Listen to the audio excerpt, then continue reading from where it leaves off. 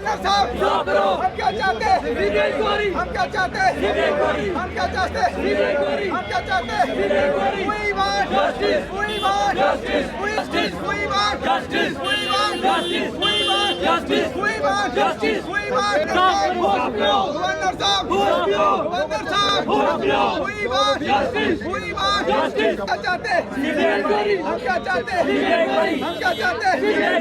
Excelsior news में आप सभी का स्वागत है। मैं रुतेश गुप्ता। दर्शकों, रोजाना में सड़कों पर विरोध प्रदर्शन देखने को मिल रहा है। एक बार फिर से फायर एंड इमरजेंसी डिपार्टमेंट के जो एस्पिरेंट्स हैं आज वो अपने गुस्से का इजहार कर रहे हैं और यहाँ पर विरोध प्रदर्शन कर रहे हैं। इनकी भी यही मांग है कि जो स्कैम इनके विभाग में देखने को मिला था उसकी भी सीबीआई इंक्वायरी होनी चाहिए। आए जाने का प्रयास करते हैं, क्या कहना चाहते हैं ये एस्पिरेंट्स। देखो, कोई खुशी से तो नहीं आता है, कोई मतलब अगर किसी को गम होगा ज़्यादा दिल रोता है, ठीक है, रब रूठता है, ठीक है।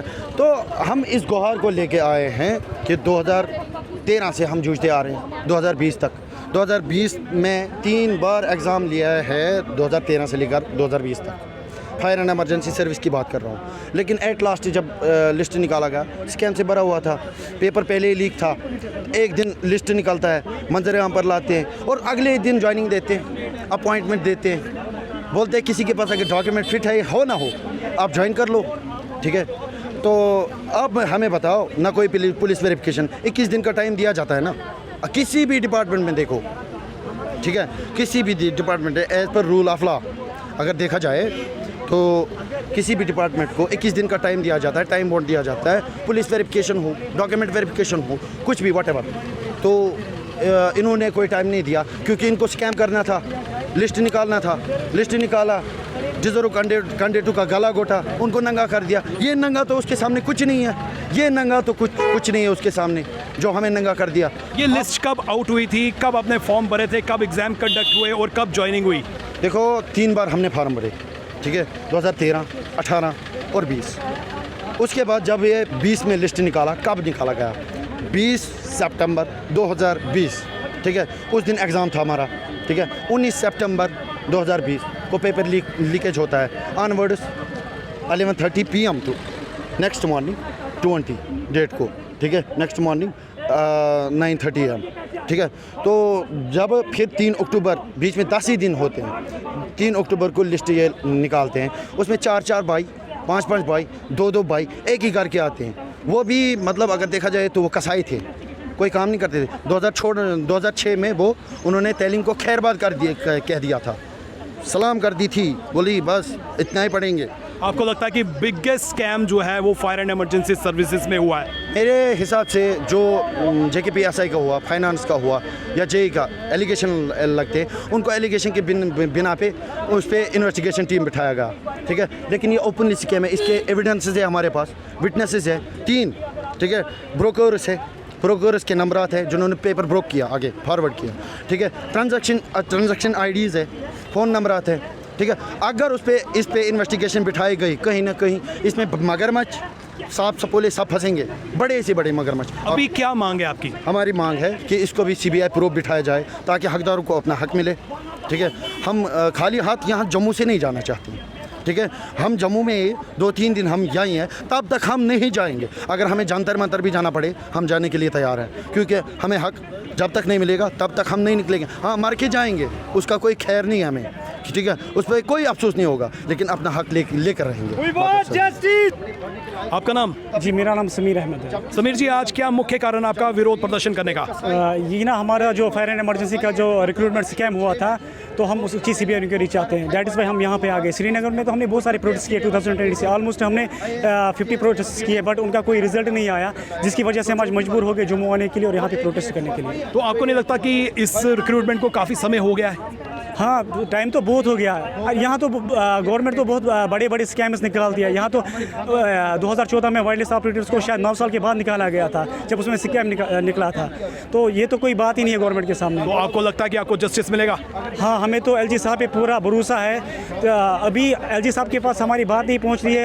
हमें लगता है कि उनको मिसलीड किया जा रहा है, कुछ ब्यूरोक्रेट्स जो इसमें इन्वॉल्व है वो उनको मिसलीड कर रहे हैं। तो दैट इज़ वाई हमारी आवाज़ उन तक नहीं पहुँच रही, बट हमें पूरी उम्मीद है कि उन तक जो है हमारी आवाज़ पहुँचेगी और वो हमारे साथ जो इंसाफ करेंगे। क्या चाहते हैं?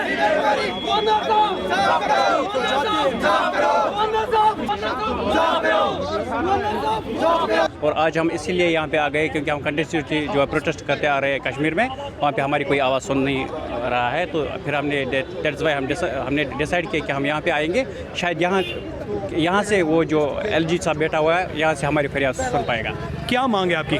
हमारी मांग है सर, जो जितने भी आज के जो भी JKPSI है या FFA या व्हाट्सएवर है जिस पे आप एलिगेशन लगा रहे हो इंक्वायरी पे, ये कुछ नहीं है। The mother of all scams is fire and emergency. और ये मैं दावे के साथ कह सकता हूँ, अगर हम गलत हैं तो हमको जेल में भरो, अगर हम गलत इल्ज़ाम लगा रहे हैं। हम हर कोई एविडेंस आपको देंगे। अब कैसे एविडेंस देंगे? हमारे पास गैजेट्स है, हमारे पास एफिडेविट पड़ा है जिन्होंने सोल्ड किया बिफोर द एग्जामिनेशन, जिन्होंने पेपर है ना ले लिया है, ब्रोकर्स नेम है, किसने क्या कुछ दिया, कहाँ किस जगह पे है। लेकिन बादमती केस की वजह से है गवर्नर साहब क्यों इस पर चुप्पी साधा हुआ है।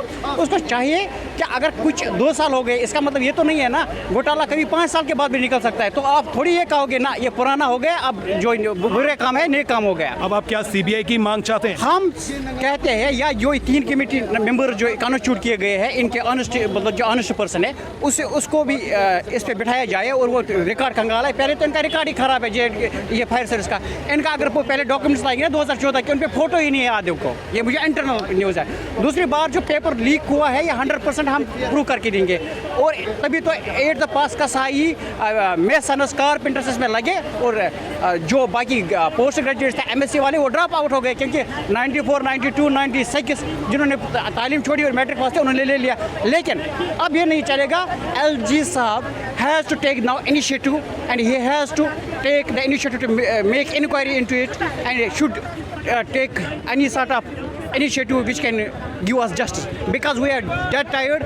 He is not supposed to give us deaf ears at all, because we are also the citizens of it and we want rights which has been deprived by illegally by this fire and emergency department. That's what I am saying to here. Scam के ऊपर scam, allegation के ऊपर allegation, हर विभाग पर जो allegation लग रहा है, हर एस्पिरेंट्स जो है वो एलिगेशन लगाता हुआ नज़र आ रहा है। आज फायर एंड एमरजेंसी सर्विसेज के जो एस्पिरेंट्स थे वो यहाँ पर हैं, सड़कों पर विरोध प्रदर्शन दर्ज करवा रहे हैं। उनका ये कहना है कि जो इनकी रिक्रूटमेंट हुई थी वो भी एक बिगेस्ट स्कैम थी जिसकी CBI इंक्वायरी होनी चाहिए। अगर कहीं कुछ हुआ है तो जांच जो है ज़रूर होनी चाहिए। और जिस तरह से ये एलिगेशन लगा रहे हैं और इनका ये भी कहना है कि इनके पास एविडेंस भी है, तो माननीय LG साहब को ज़रूर इसमें हस्तक्षेप करना चाहिए। और जो इनकी डिमांड है CBI इंक्वायरी की, ज़रूर जो है CBI इंक्वायरी इनिशिएट होनी चाहिए। इसी के साथ करण सिंह और मुझे यानी रितेश गुप्ता को दीजिए इजाज़त, फिर मिलेंगे। नमस्कार।